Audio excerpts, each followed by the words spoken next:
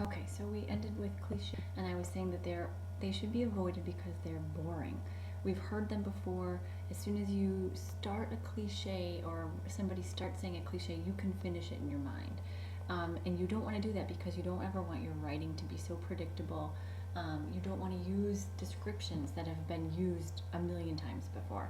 Okay, so finish up adding to your notes for cliche.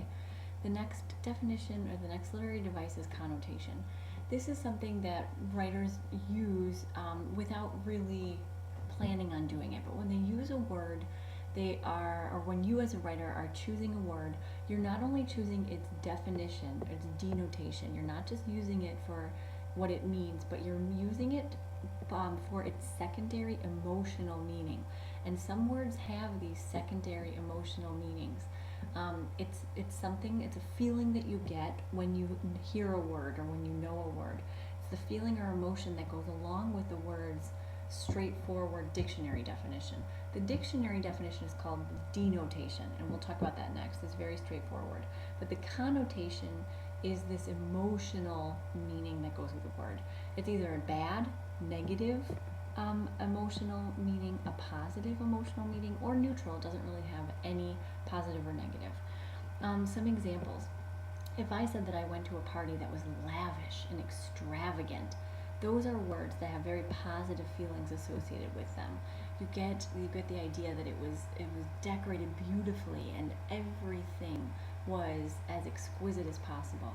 But if I said I went to a party, and it was fancy schmancy, or it was so hoity-toity, that has a very negative, it conjures up more negative feelings.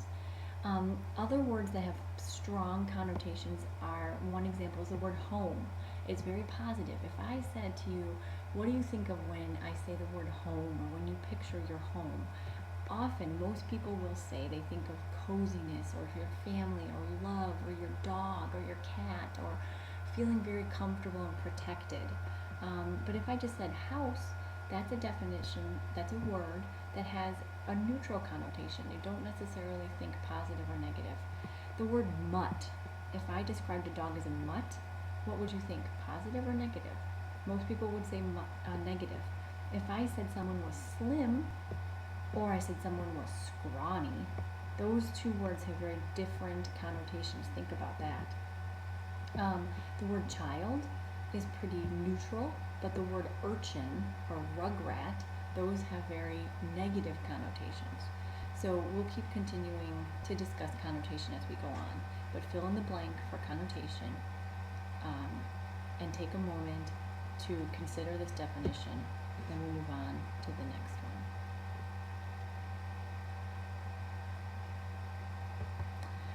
Denotation is straightforward, the dictionary definition of a word. An example is the word imminent. If I looked up imminent in the dictionary, I would get the definition about to happen or impending. That's just it. The denotation of a word is just its dictionary definition, and it's easy to remember because of that D sound. Think of alliteration. Dictionary definition is denotation. So fill in the blank for denotation, and we'll move on to foreshadowing. Foreshadowing are the hints and clues that suggest what will happen later in the story. And authors use these, writers use foreshadowing.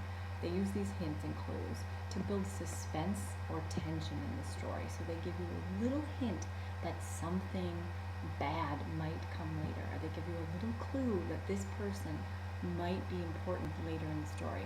And often you don't know that you've seen foreshadowing until you've gotten a couple chapters in and you remember back to something that you read earlier.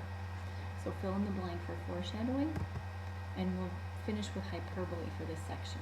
Hyperbole is a very bold, exaggerated statement. It's not literally true or meant to be taken seriously. It has to be over the top exaggerated. Like, he ate everything in the house, or I'm bored to death, right? I'm so bored I could die. That's hyperbole. You're not literally going to die. You're not literally going to eat everything in the house. Or I'm so hungry I could eat a horse, right? That's hyperbole. Or this class is so long, time is standing still. No, it's not, but that's hyperbole. Okay, so finish filling in the blank for hyperbole. And notice how it's spelled. You don't say hyperbole, you say hyperbole.